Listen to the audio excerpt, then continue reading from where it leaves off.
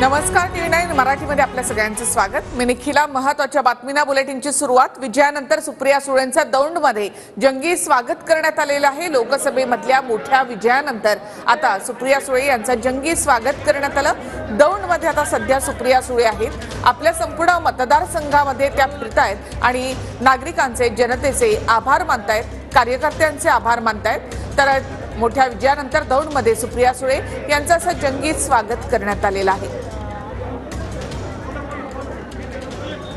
तर यवत परिसरामध्ये सुप्रिया सुळे यांच्या स्वागतासाठी कार्यकर्त्यांनी गर्दी केली आहे।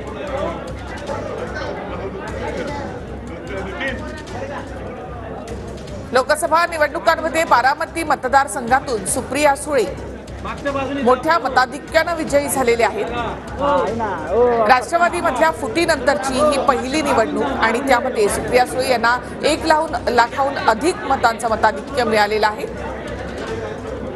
त्यानंतर सुप्रिया सुळेंचं आपल्या मतदारसंघात असं जंगी स्वागत केलं जाते।